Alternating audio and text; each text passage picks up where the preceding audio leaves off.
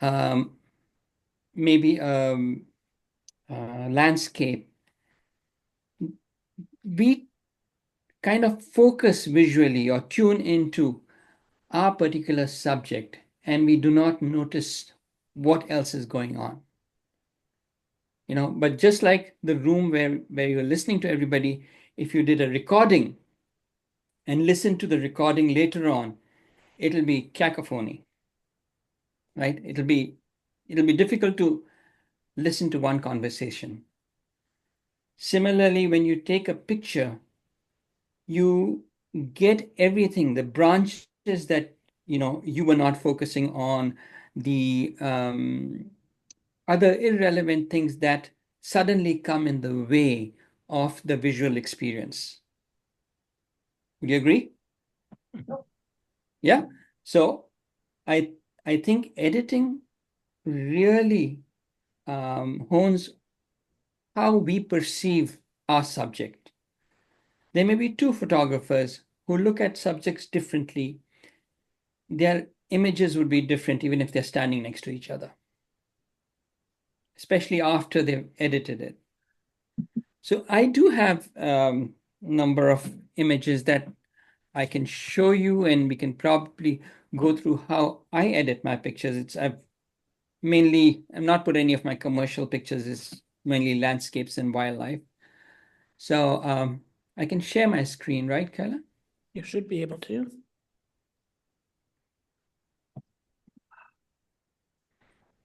Think share. I think I should share my desktop because I'll switch from Lightroom to Photoshop. Let me just There, you see a bird. get all these windows out here. A robin? I don't know my birds. Well, that's a spotted towhee. Oh, there you go. I called it a robin. I have no idea what birds are birds. So, so you can see my screen, right? Yes. Yes. And are we all working in Lightroom and Photoshop? Or is there somebody using any software other than that? It's all in one, along with Photoshop and Lightroom. OM1.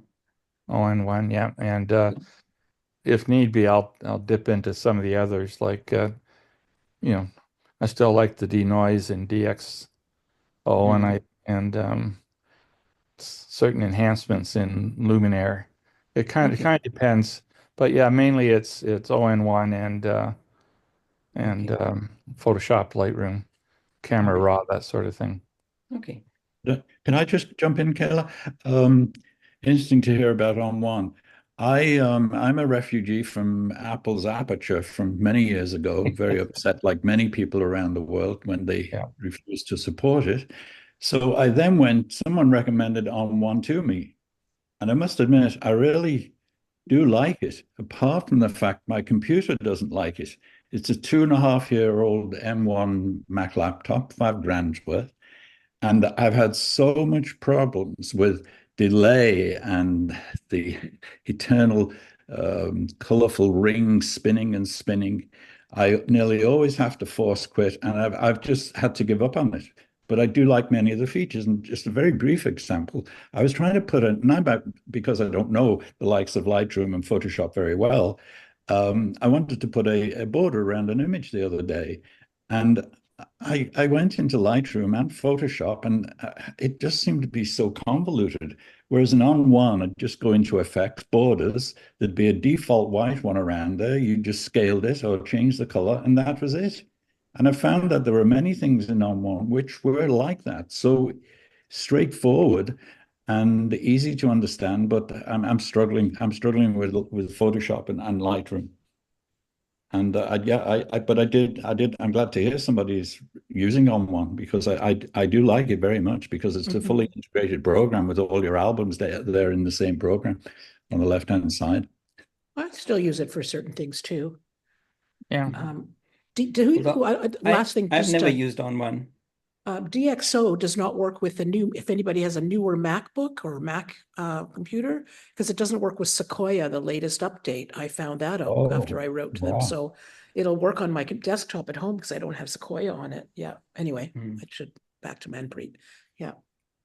Yeah, we all use different stuff on here.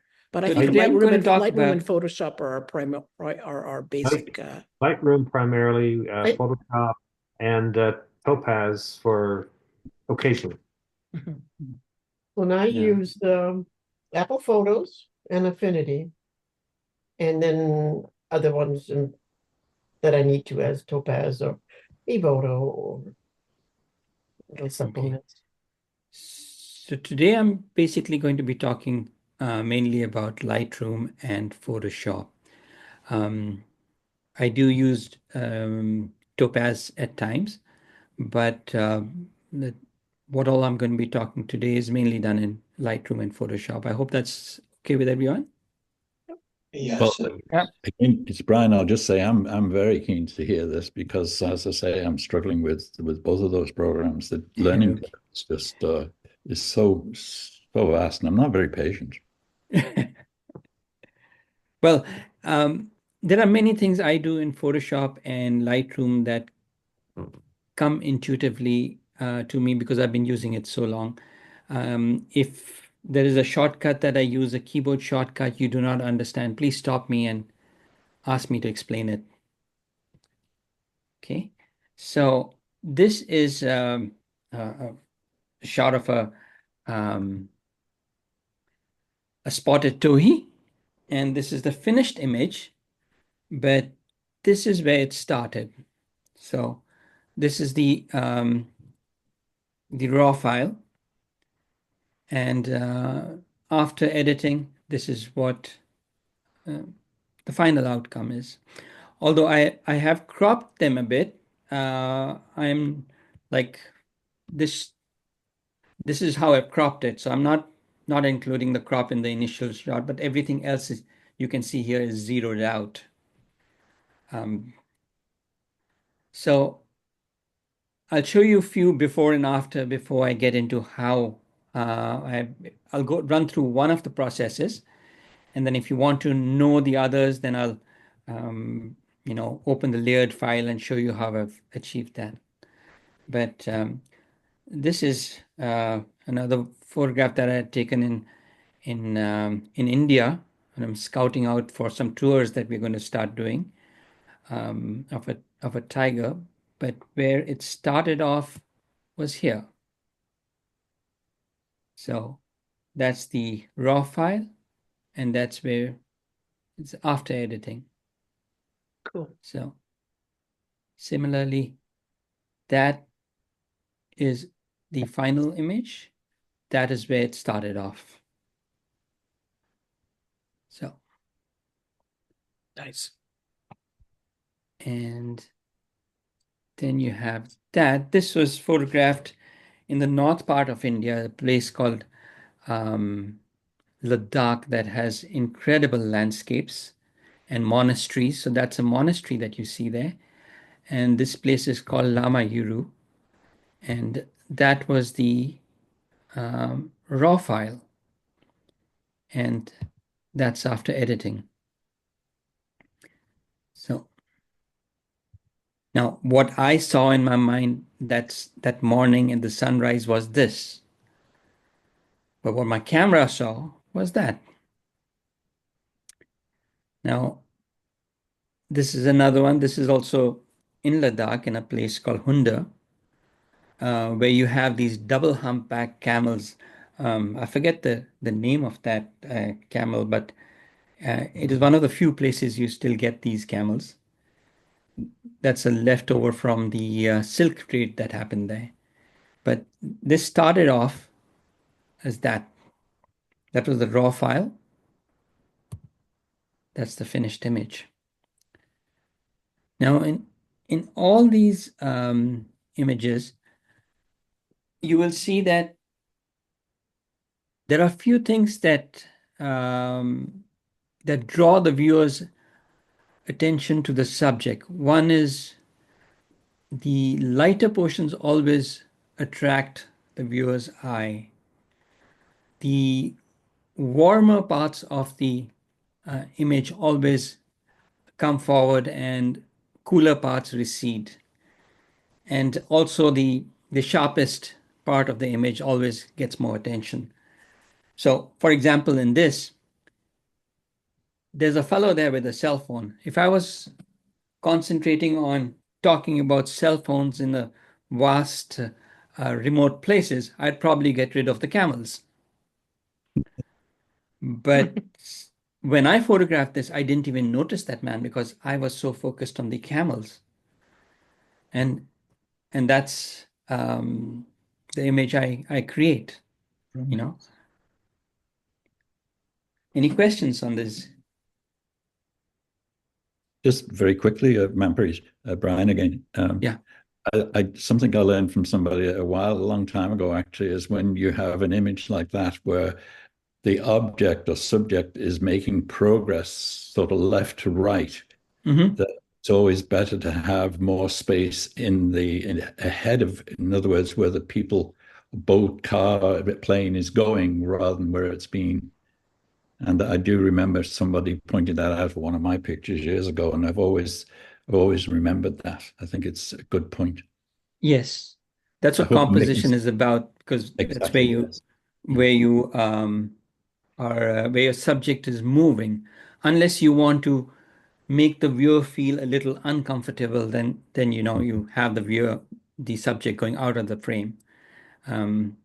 But in most cases, you would have more space in front of the subject than at the back.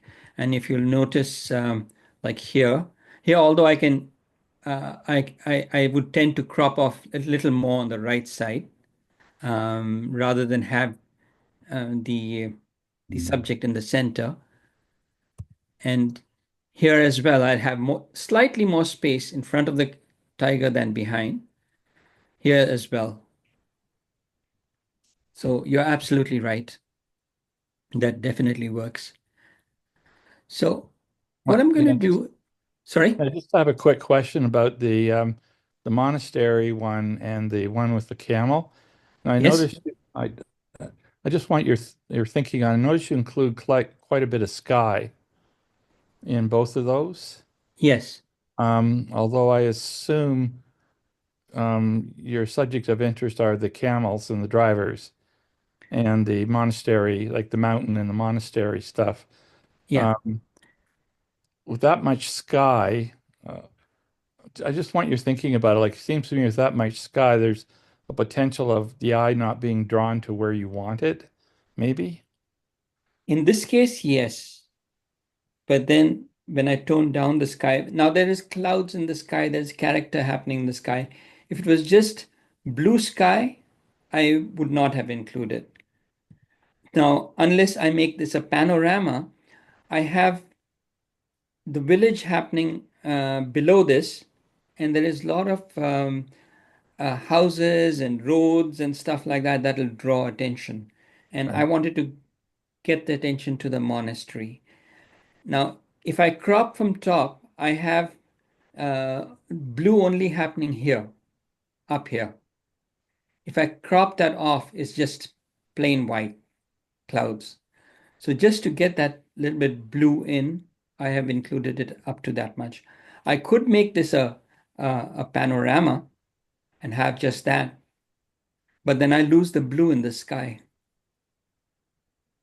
So if there's no like hard and fast rule, but if there's nothing happening there, there's no information, then I'd definitely have cropped it out. If Yeah. it was just plain blue sky or plain white, I would have cropped it off.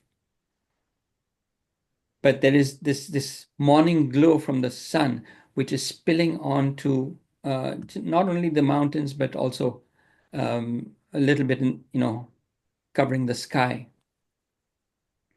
Light coming So in from the left there. Yeah. from the left, from the sun.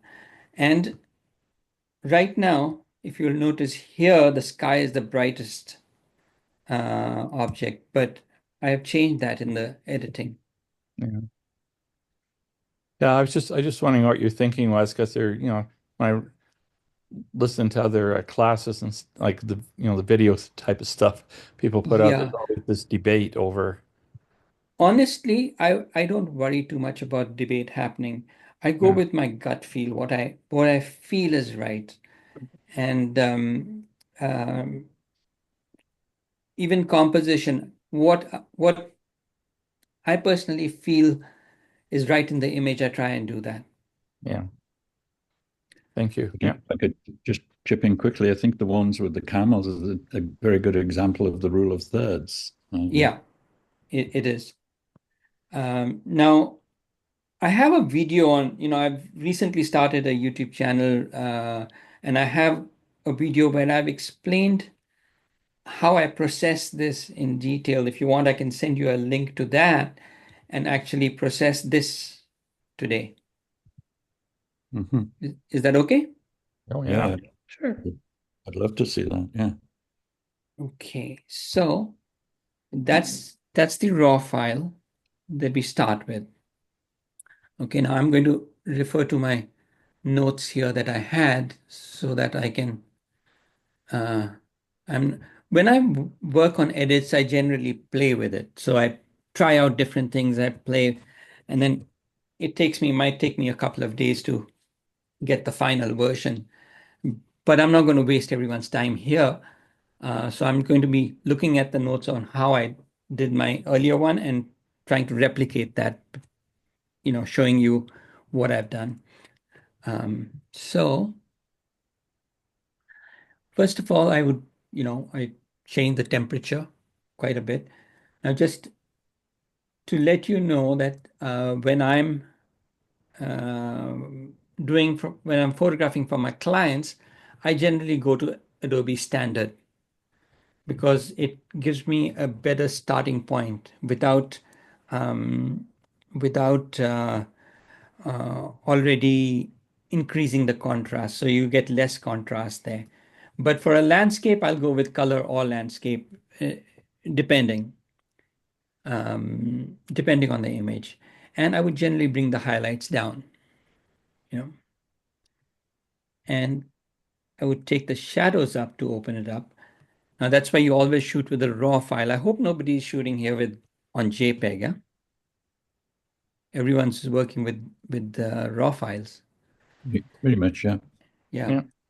Now, I if I was to just do this in Lightroom and not take it to Photoshop, I might increase the dehaze. But if I take it to Photoshop, I may not do that right away, might do it in the end. Okay, so pretty much this is about all that I do. I might bring the exposure down a little here because I want to do localized control as well. Okay, now for sunsets, I might take the magenta tint much higher to give that feel of early morning. Okay.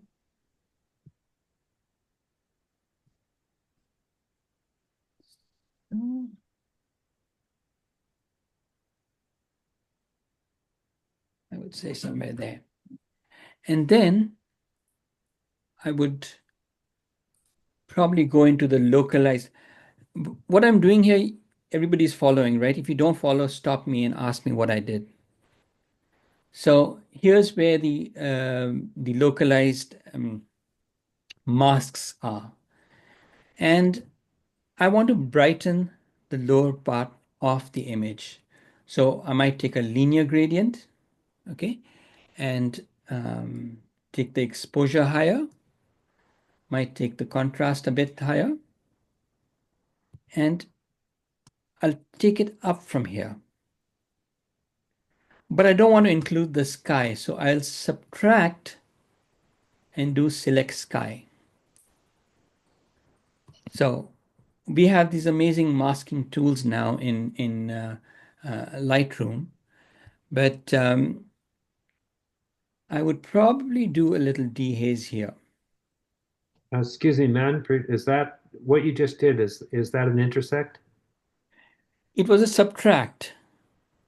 Okay, So I did the the gradient. Yeah. Okay, if I do the mask color here, I did the gradient to Right. have more intensity here and it fading off on the top. And then Yeah. I subtracted the sky from it. And how does that differ from an intersect? Intersect would be where if I had said intersect with the sky, I would have got the top portion here. Like for example, let me switch this off and do another one. If I do a linear gradient again from here, and if I press Option down, I get intersect. If I press the Option key, add and subtract, that becomes intersect.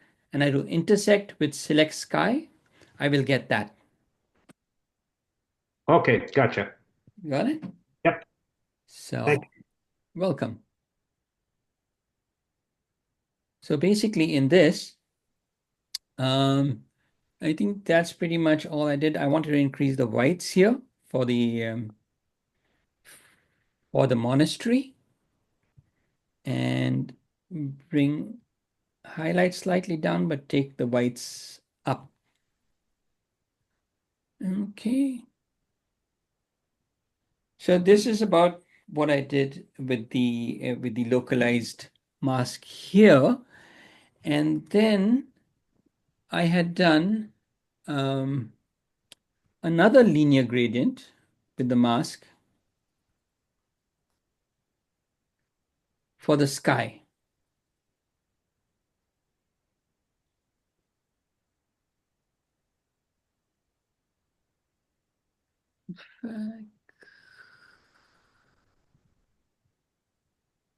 I'm sorry. No, I did not do linear gradient. I'm sorry. Let me repeat that. I said select sky, and then I did a subtract of a linear gradient like so. So keeping that portion. So I don't want to influence the glow coming in, but at the same time, I want to get a little blue there. So would get a little blue and a little darken it a bit.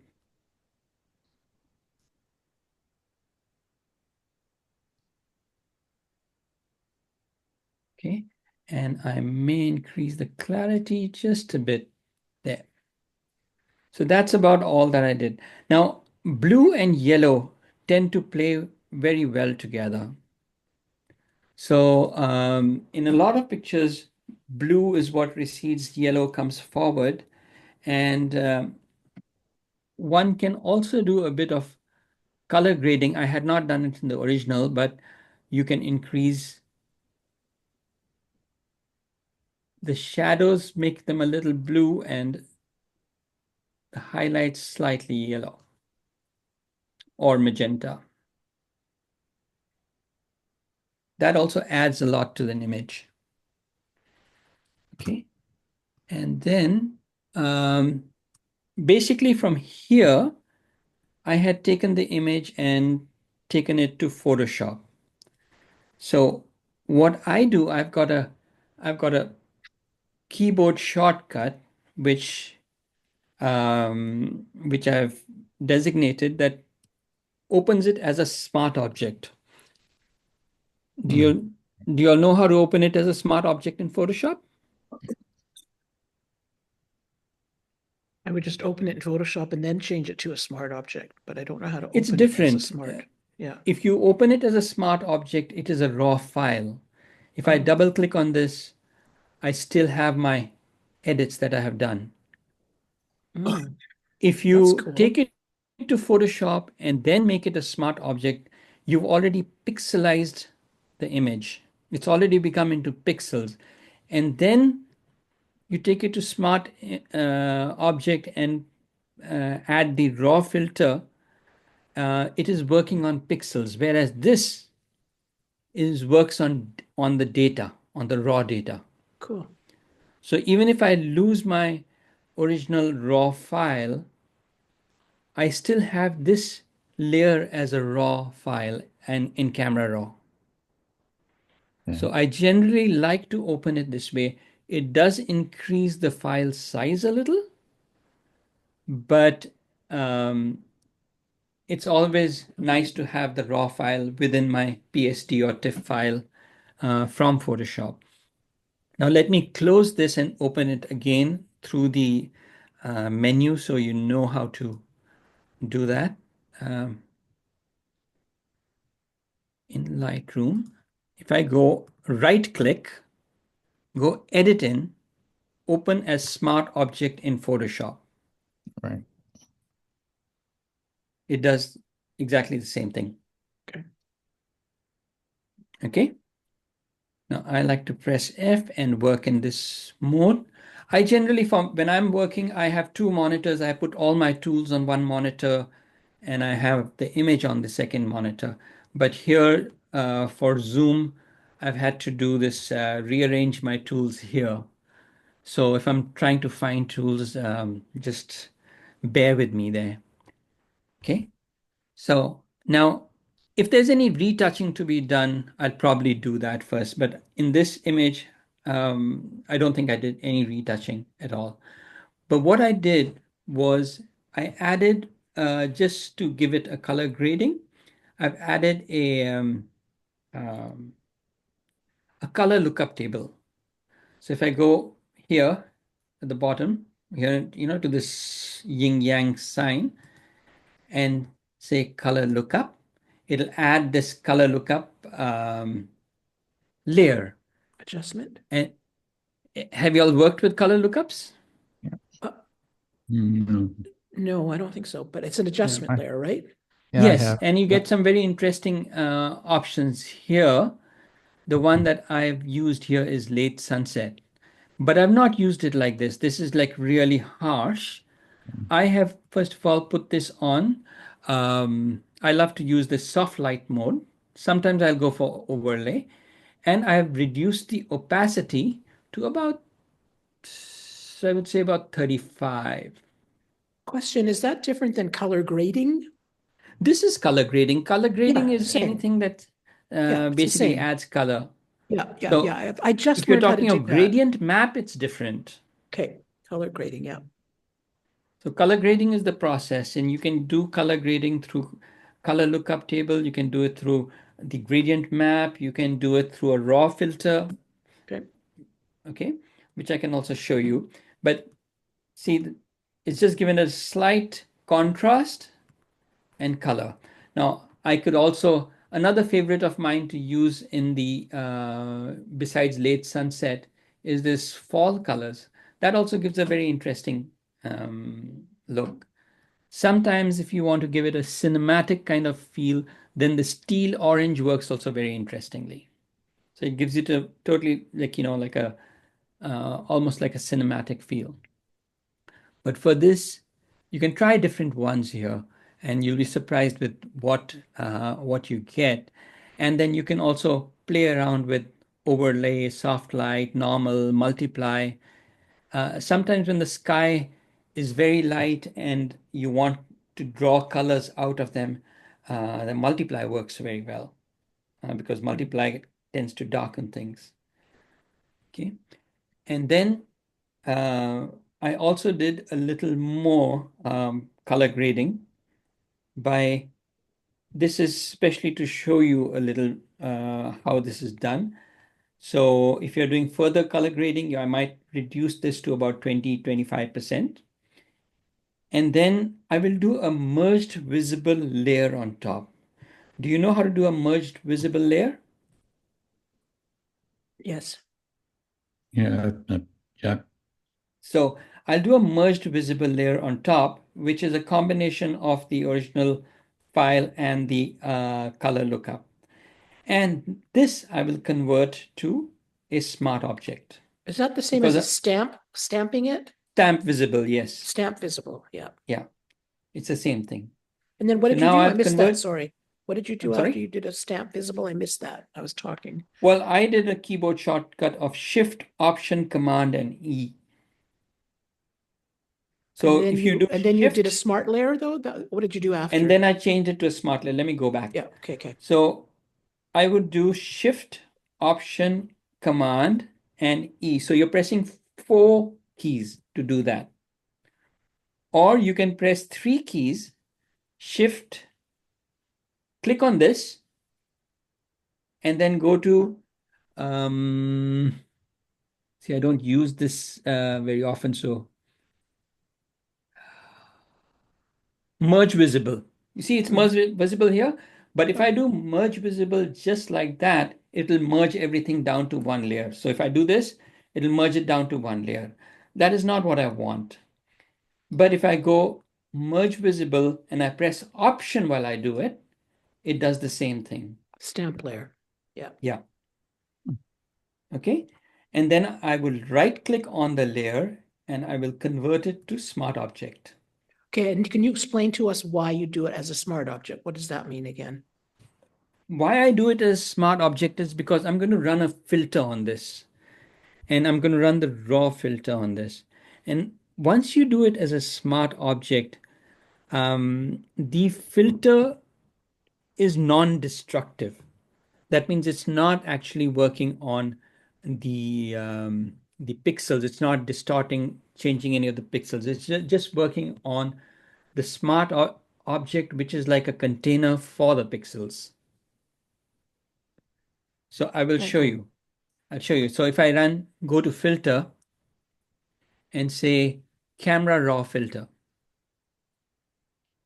Now, camera raw filter has some very interesting color grading options as well. If I come here and let's say there's a new thing in Photoshop, if you got the latest version, called adaptive presets. And in that, there are a number of different ones. Like if I go for warm pop here, okay? Now what warm pop has done is created, if I say show overlay, it's done only on the warmer portions here, okay? And it's not done to the whole thing. It's just taken the warmer portions and enhanced them. So if I put this off, on, it's slightly warming the place up, the rays of light. Can you see that? Yes. I don't know over Zoom whether you can see that or not. Oh yeah, we can see it. If I enhance it, you'll probably see it more. And then I can probably lower the intensity, increase the intensity, however I want. So this is a very interesting presets that they have developed. And then I can add another preset. I can add this blue drama to the sky, although that's very intense. If I go back here, the blue drama I want basically here, and I don't want it so strong. So I click on that and I can reduce the amount to however I like. But before I reduce the amount, I do not want it on the clouds over here. I just want it on this area. So I can actually take here and say subtract linear gradient, and I can cut that portion off from there.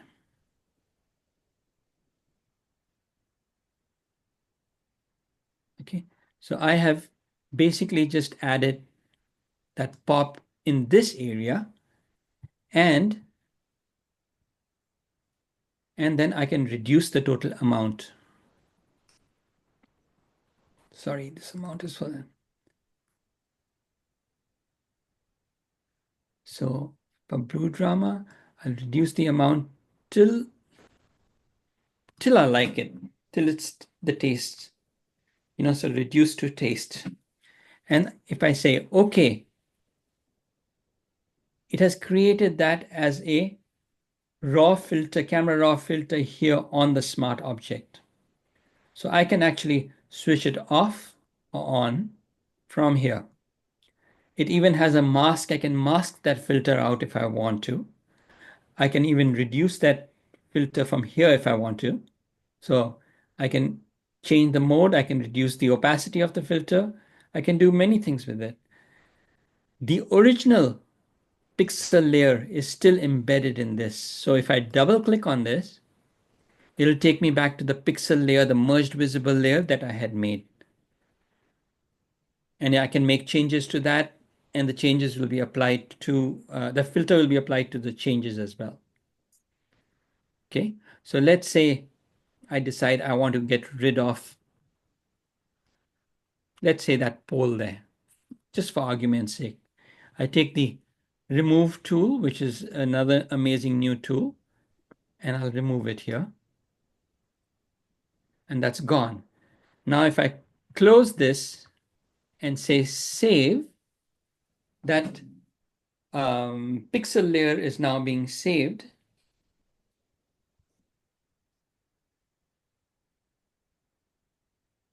And it's brought it back here minus that pole that I had. So if you look without, if I open that, close that, that pole now is gone because I retouched it in the pixel layer, but the raw filter that I applied to this is all intact. Okay. I'm pretty high. It's Brian again. Yeah, Brian. I've heard you mention destructive and non-destructive. Yes. Is there a rule as to which which adjustments are destructive and which are non-destructive? So destructive just means that if you do it once, you cannot go and undo it. It's done. Exactly, yes. The changes are made, and if you want to make any changes, you'll have to delete that and redo the whole thing. Over Right. here, not by non-destructive, I mean that I can go back and change whatever I want. Like for example, that retouching that I did not do it on a separate layer, so it was actually destructive. Mhm.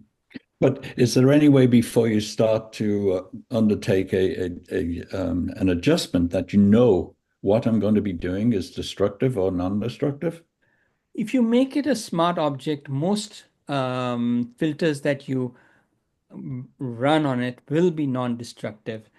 I can turn this filter off and on anytime I want. I can go back to the raw filter. If I double click on this, if I double click on the name where it says camera raw filter, it'll take me back to my settings. And if I go here, see these settings are still there.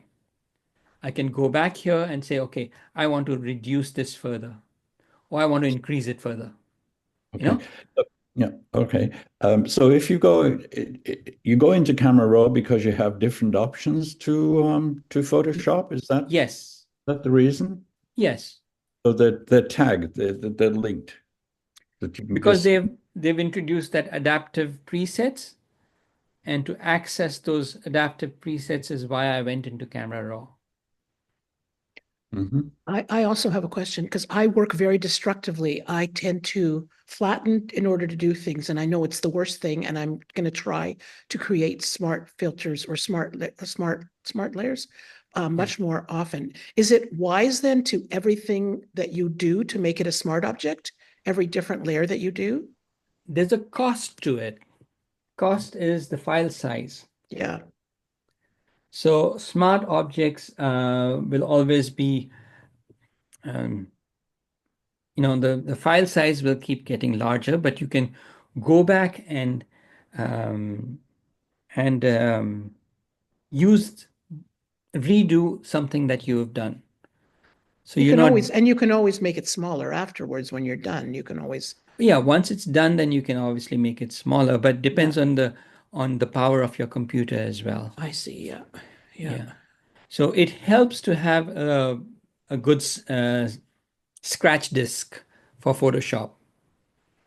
Yeah. You understand scratch disk? I've come into that problem before. Yep. Yeah. So if you go up to Photoshop, and I think it's in performance or scratch disk here. So I have got right now just my hard drive, but I've got a working SSD, which is about 4 GB. So I should have turned that on. But this will come on only when Photoshop is relaunched. Okay. What role does history play then? If you're working in a destructive mode, Yes. can you not go back to at some point where you've made several adjustments and you can go back to in history to adjustment number three, whatever it might be, or four or five or something? Does Yes, that take you back? you can. You can. The number of history states that you enable also will determine how fast or slow your Photoshop works. So if you go here, again, we go to settings and history and content credentials. So I forget, there is a place somewhere here where you can say how many states of history you want to Oh, enable. okay, okay. Okay, Oh, so you might enable 100, you might enable 50, you might enable okay. 20, That's but wherever you are enabling those history states, here history states, right now I've got 50. yeah. If my computer Okay. is slowing down, I can make this 20, and then I'll have only 20 history states to go back to, but it'll make my computer a little faster Yeah. because it's not keeping the history states in memory. And second thing is history. Once you close your file, history states go away. Oh, But if it's a smart object, you can open this file whenever you want and you still have the original files there. oh, okay. All right. Just one quick question before I allow other people to jump in. Is there a quick way right now of going back to your original image? You can go back to, I guess, to the first layer. Is that I what can go back to the first layer, as and that is my your the original? layer that I brought into this. Now, if I make a duplicate here, make new smart object via copy, I can double click this, and over here, if I go reset,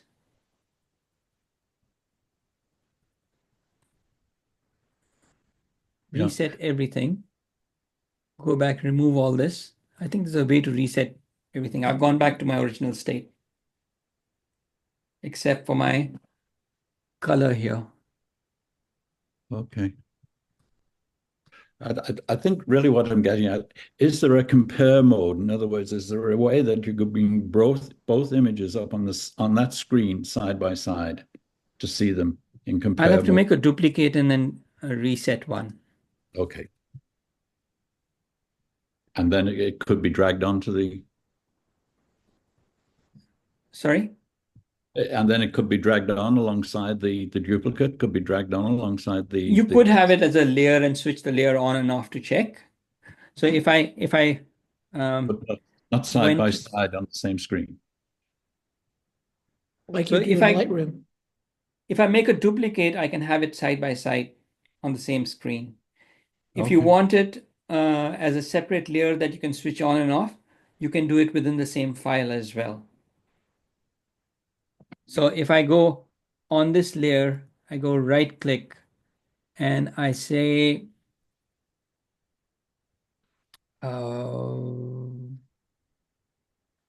new layer, and I give this duplicate and I say no, it's not new layer, duplicate layer. So now I can make this copy, I can make it into a new document, Mm-hmm. and I can name this document copy. Now I've made that into a new document.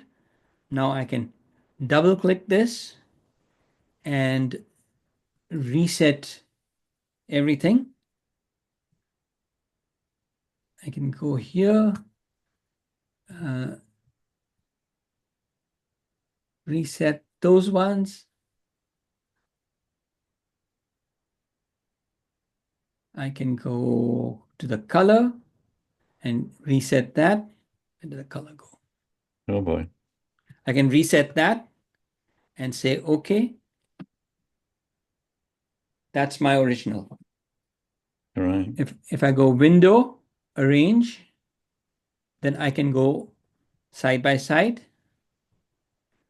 I can hit Tab and hide my tools. I can go Workspace, Arrange, two vertical up. So, Hmm. Yeah. and Okay, well, I'll look into that. I think it's on one that just has or maybe it's Lightroom, is it, Kayla, that just has Lightroom does compared? that. Yeah, yeah. That's yes, the one at the Lightroom bottom. you can do before and after. But in Photoshop, since you're working in layers, sometimes it's destructive, sometimes it's non-destructive. You don't have that option. Yeah, this is where I struggle. Thank you, Manpreet. You're welcome. Okay, so this is pretty much how I've done this particular one. Now, if you want, you can darken the bottom. You can, darken the right side to bring attention here. And I've also gone back to, if I go back to my Lightroom, the final one, here you can, I think, do, oops.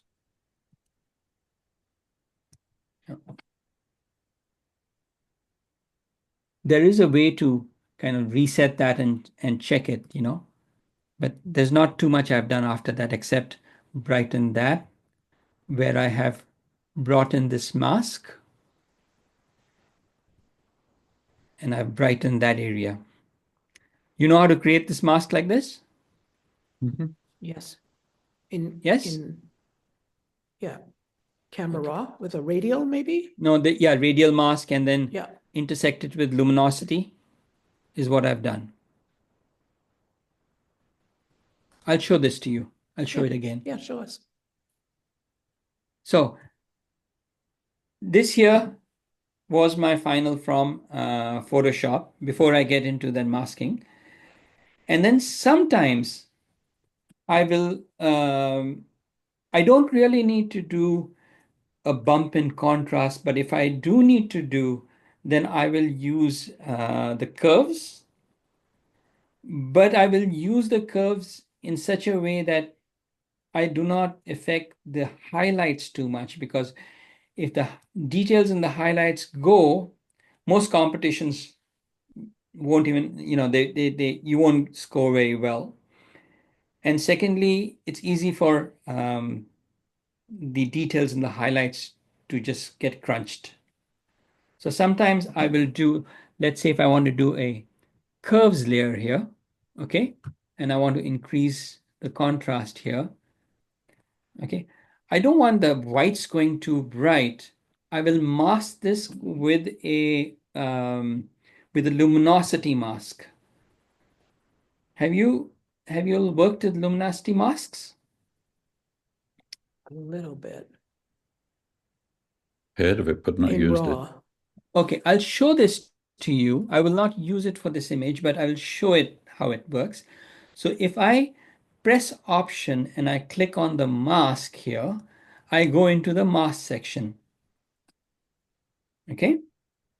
And Mhm. then if I go Image and Apply Image, okay, before I do this, there's something I should have shown you, is the channels. Have you all worked with channels before? Yeah. No. So RGB, the channel, is made out of red channel, green channel, and blue channel. Generally, you'll see the red channel has the most contrast. The green channel has more details than the blue. But you can actually see the different channels and see what you want to keep, what you want to leave out. So I can apply these channels to the mask. And how I do that is if I hold the option, click on the mask, it takes me into the mask right now, which is just white. But if I go here, layer, and I say, image, and I say apply image, I have here the source is this image because I have only this image open. If there was other images open in my Photoshop, it would show up here. The layer would be a merged layer of all the layers, or I could choose which layer to actually use. And then right now it's using RGB channel, okay? But I want to stop the curves from having an effect on the white areas. So it should be the inverse of this, because you know that black hides and white shows up. You're familiar with that? Yep. Mhm. Okay, so I want to retain the details in this. I want this to go black. But now if I go here and try the red channel or the green channel or the blue channel, you'll see they interact differently. In this image, since it's mostly warmer tones, the red channel blocks off the highlights the most. Okay, and since the mask is white, if I do multiply or normal, it's not going to have a difference. But if the mask already had some tones on it, it would just, we could use the blending options as well. And if I say okay, I go back to my curves, and if I apply that, increase it, it's not affecting my highlights. You see that? You see that? Yeah. It's not affecting the highlights at all. No. So I can use this with apply image and not affect certain areas using what we call as luminosity masking. Okay, so I'm Could you going to not close accomplish the this. same thing with a radial filter in Camera Raw? Not really, because over here, look how it's masking the whole area. It's allowing me to affect the white area more. Mhm. So if I go close up here, you can see it's allowing me to, affect these white areas, the dark areas more, Mhm. and the white areas it's blocking off. More specific, yeah. Yeah. So based on the image, right? Cool. Okay, now I'm not going to save this right now because I already have done that here. And in this, basically, it's come back from Photoshop into Lightroom. I have not done too much except I did this mask where, sorry. Oh, I have a question before you go back there, though. So Yes, if tell you me. if you were to have saved it, if you would Yes. were to in Photoshop, you pushed save, it would have saved the whole thing into Lightroom now?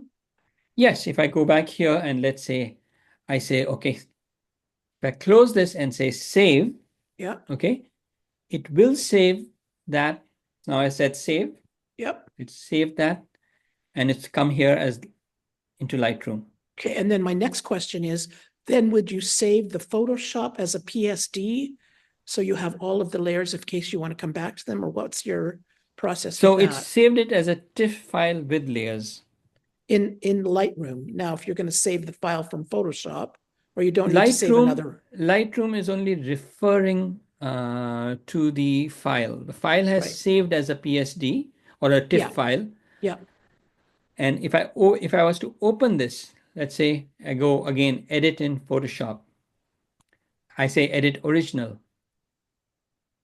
It's opening the same TIFF file, yeah. It'll open the same TIFF file with all the layers, all the smart objects and everything right here. Mhm. Can you see that? Yeah. So that everything is here that we had. I don't need the second copy of this, so I'll delete that. I'll And close now it you're storing it in the Lightroom in your Lightroom catalog. in my Lightroom catalog. You Another don't thing I'll need to tell save you, a PSD. yeah, and this color lookup and the other ones that you have, if they've got a mask that you have not used, you delete those masks you will be reducing the file size because the masks, even if there's nothing on the mask, takes up space.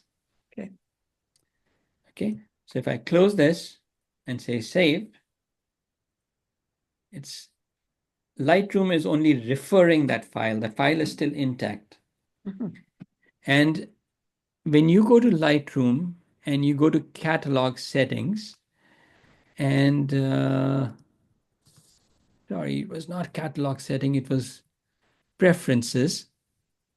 Then you can say external editing here. You can specify that it should open in Photoshop and it should open as a TIFF file or a PSD file. I leave it as a TIFF file because you can have up to 4 gigabytes a TIFF file can be. PSD is only 2 gigabytes. And I have color space ProPhoto RGB. I always work in 16-bit. Resolution doesn't matter so much, and no compression. Okay. So my second editor is Igoto. So any questions? You can't, speaking of Ivoto, you can't open Ivoto from Photoshop, only from Lightroom. Is that still Not the case? as a raw file. It will make Yeah. it into a TIFF file. Yeah. Yeah, they still have Because Ivoto is not Adobe. Yeah. And the raw file that it sends to Photoshop is basically only an Adobe thing. Yeah. So even if I'm using Capture One and I'm sending it to Photoshop, it has to become a TIFF file or some pixeled file. It cannot remain raw. Okay. In fact, I prefer the processing that Capture One does, but just because of that capability, I gave up Capture One and continued with Lightroom. One of the main reasons. Okay. Okay. That's great. Just a comment. I really find myself quite drawn to the black and white version of that Manpreet you showed. Black and white version of this? Yes, yes. I rather like that. Yeah, yeah. So you should keep it that way. That's color. That's color though. That's the colored one. This is the colored one, yes. But Which if I is was to make a copy of this Yeah. and turn that to black and white, just the simplest thing, yes. It's nice, yeah. You can probably, I would treat it a little differently, but if Course, black yes, and yeah. white is something that you I think you're enjoy, really feel more, go for it. drawn to the monastery so much more. Like what you said, Yeah. you're attracted to the light portion of the image. Yeah. It's nice So- black and white, yeah. You like it And- with And if you prefer black and white, you should definitely go for that. Oh, sure, yeah. I basically love the feel of color and how it can do. So I do a lot of my images in color. So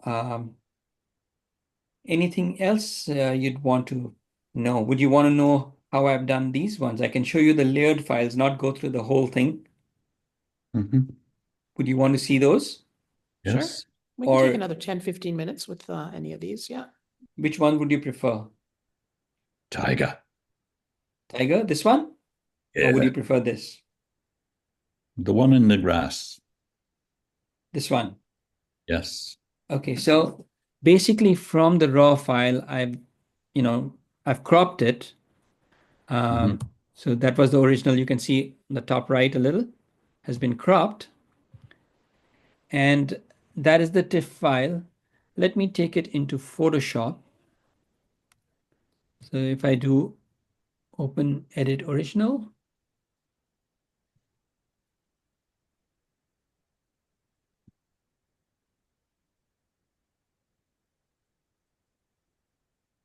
Okay.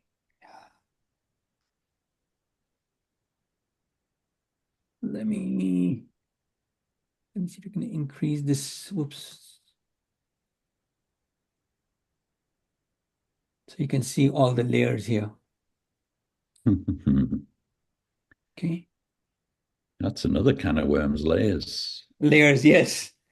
So that was the original. Mhm. And if I double click this, it'll show you the changes I have made in the original file. So if I go here, as shot, there's not too much of a difference there. Because But you here made a in the smart layer. That's why we can see all of yes, this, right? that's why I can see that. So That's I my big reset that. takeaway That's how today. it was shot. Mhm. Okay. I cancel out of this. I come back here, brought it in here, and then I've done all the retouching on this layer. And are you So using mostly remove tool or are you using, I'm mostly using remove tool for these. Sometimes I might use a little bit of clone and then to help the remove tool, but it depends.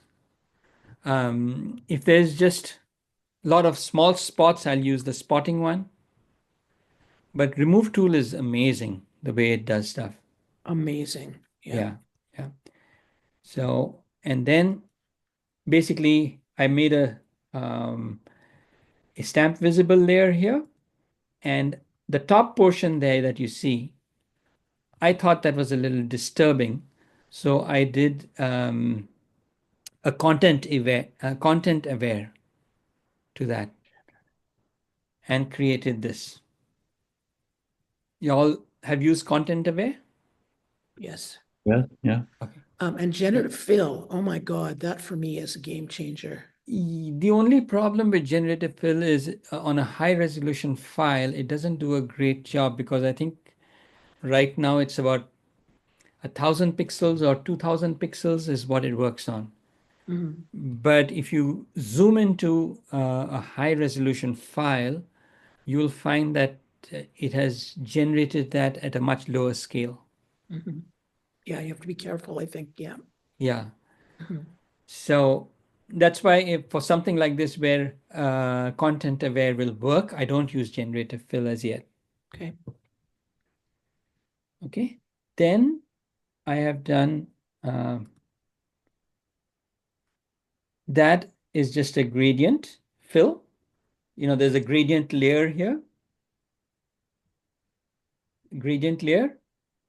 Using that, I have done just a fill on top. Okay, to darken the background, bring attention more to the tiger.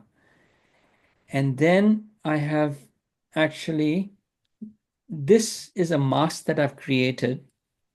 This is the one that takes time, creating that mask. I've not worried too much about the bottom portion of the mask, but the top portion has been done quite carefully. So, to do that. And that mask is on this group. So it's masking all these layers within that group.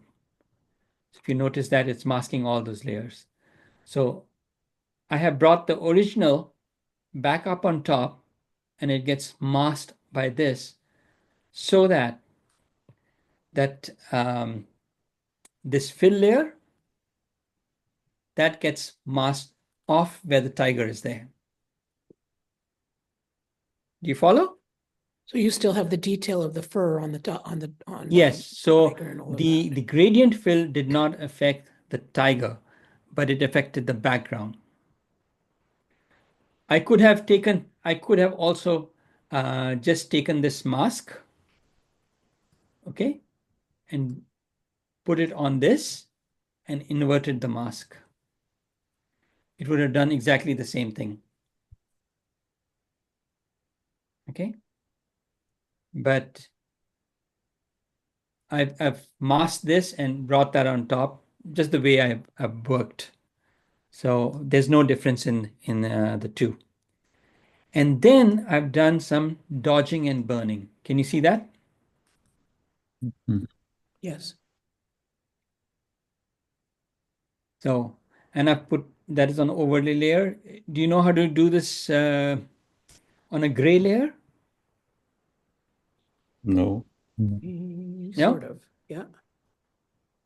So basically, let me switch to my Wacom tablet because masking is done best with that. So if I take a new layer, or I do Shift Command N, which brings up a new layer, and I do mode of overlay. It gives me the option fill overlay with neutral color 50% gray.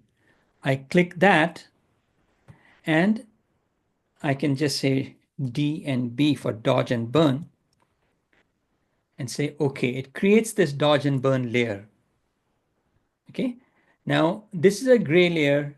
It's in overlay mode, so you can't see it. But if I do it normal mode, that's what it looks like. It's 50% gray. But when you put it on overlay mode or soft light, you can't see that layer. You're all familiar with this concept? We are now. Okay, and then if I take the the burn tool and I burn that, it'll darken those areas. And let's say I want to put a shadow here. I'll darken this area. I'll darken this area. I'll darken certain areas here. I'll darken this area here to emphasize. I'll increase the brush size, darken it here. And then if I go to the dodge tool, I can actually lighten these areas. So I can lighten the eyes a little bit. So I'm reducing the brush size by holding down Control and Option key. If I do that together, it reduces the size. You know that, right? Yes. So if I lighten the eyes, maybe the white portion here, I want to brighten just a bit, but just to show you what that has done. Can you see the difference? Yeah. Yes, yes, yes. Now, I could have also done this with a blank layer, put it on overlay mode, taken the brush tool and used black and white at a very low flow. Let's say if I make the flow 5%, if I do hit Shift 0.5 on my keyboard, it reduces the flow of the brush to 0.5.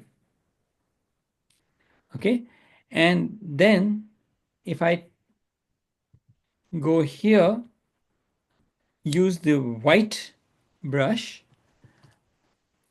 I have not put this on overlay mode, so I got to put it on overlay mode. Here, see how it's brightening it up? But it's brightening it up too much. So instead of 5%, I might even do 0.1% of flow. And now, see how it's brightening it up? And then if I use the black one, I can darken that area up. So, Manpreet, how did you get into that? Where were you? You had a layer which was. So let me do that again. Sorry, thank you. So this was the dodge and burn layer I did. If you look at Yes. only this layer, you can see these portions are lighter than gray, these portions are darker than gray. Right. Mid-tone gray doesn't show up, but if anything is lighter than gray and the layer is in overlay mode, it will lighten anything under it. If anything is darker than gray and it's in overlay mode or soft light mode, it will lighten whatever's underneath.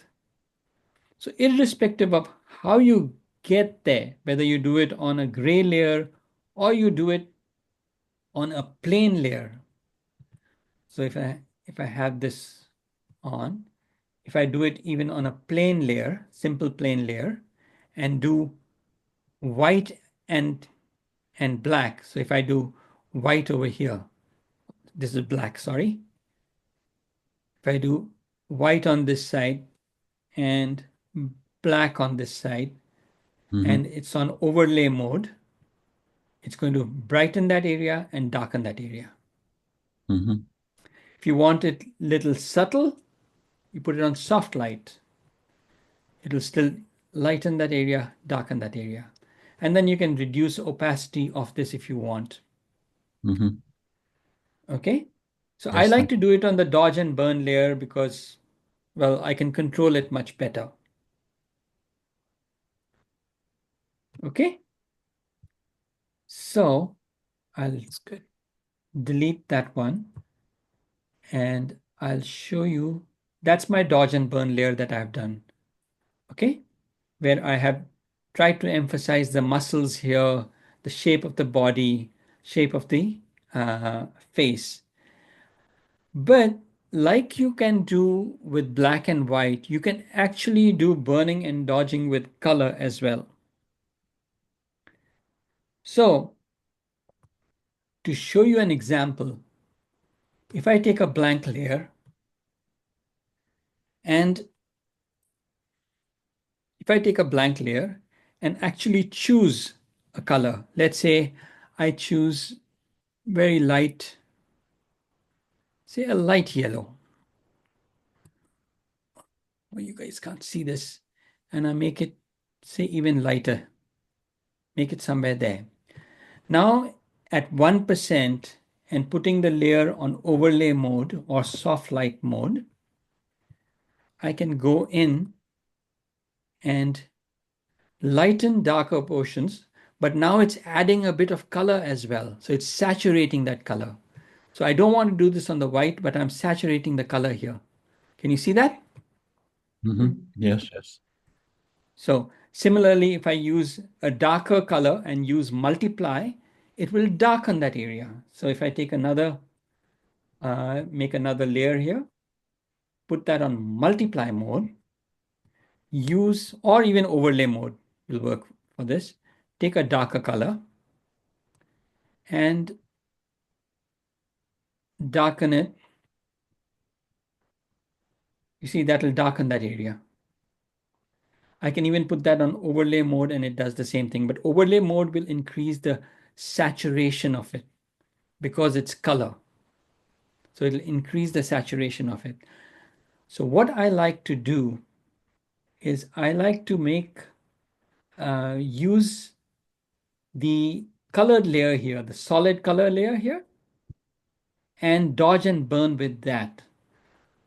How I do that is I will take a solid color. So I'm on black. Right now it's dark. Let me get it to right. Let me get it to a light yellow. So somewhere there. If I do a solid color layer here, choose this color, put it to overlay mode, and make the mask black. And if I take my brush, leave it at 1%, and go here, I can actually, sorry, white for revealing, I can actually do the same thing with that colored layer. The only advantage I have here is I can go back, double click on this, and actually change that to brighter, to darker. So I can change that around with the solid color layer. So that's why in this layer, I've used a solid color layer here. And just to show you, that's where I've done this, because over here, the saturation was not too much. I have put it on multiply mode and done that. So if you'll notice in this section, I've added some color. You see that? Yeah. Similarly, over here, this is also in multiply mode. I've added more color here, which is darkening those areas. So giving the feeling of more volume. And then this is lightening these areas, but with saturation. So this is how it all comes together. Okay, I'll get rid of that. Do you follow? Yes. Yes. Okay, so let me get rid of these layers that I had created. And then I have, after that, a color lookup table like I had done last time. So that's a color lookup table. And this time is fall colors. That's what I've used, fall colors. I've used this on multiply mode to darken everything. If I use it on overlay or soft light mode, maybe I used it on soft light mode. I think it got changed right now. That's what I like. And then I have got an action that creates this curve filter with the green apply image channel here. And that's what this is. Okay. And then I have brought it back into Lightroom and done a little bit of vignetting here. Did a little vignette. You'll see that's the vignette I've done. And slight adjustment, I've done a little bit of dehaze. So if I do that, I've done a bit of dehaze. And that was the final one. Can I comment on something? Yes, ma'am. There's something green. Does anybody else see that near the bottom of his right foot? Something Yeah. green. A green Yeah. cast? What was that Yeah. from? That's from a leaf that's out of focus. Ah, okay. This one, I should have retouched that I would out. probably remove that. Yeah. Yes, I have. See, I didn't even notice that. I'm being picky. Yeah, good, good. So I was so intent on the tiger, I didn't notice that. I want to come shoot in India. Yeah. Yeah. Next year, I'm starting tours to India. Yeah, I know you're doing that with that other fellow you introduced me to. I'm not sure whether he'll have the time to do it or not, but I'm going to be doing it with somebody interesting, I hope. Yeah. I'm not yet finalized the talk, so I'm not sharing that, but Okay. It's okay. I might have something very interesting. Yes. Could I ask you, Manpreet, what was your proximity to that creature when you were shooting? I may have been about 20 feet, I think. I was in the safari jeep. Yeah. And there were safari jeeps that were lined up, and it actually crossed between the two jeeps right in front of us, and that's where I took this. That's beautiful. Yeah, when it was crossing between the two jeeps. Absolutely gorgeous animal. It is beautiful. Did The you first see time you lots of see them? a tiger in the wild, it's unforgettable. Did you see lots or just this one? We did. We went for, I think, 6 safaris. We saw 11 tigers. Wow. It's a bit like going up to Churchill. You take your chances, but Yeah. Should I stop sharing, or you have any more Yes, questions sure. on Please this? cross. That's good. This is great. Thank you. Can you come back next week, Manpreet? Yeah, you're a very good teacher. I hope there's something that you picked up here. Oh, of course, yes. Reproducing it in 24 hours, though, might be a bit difficult. Well, let me stop video. I videotaped it, you guys, so we can watch it again. Oh, good. Okay. Yeah.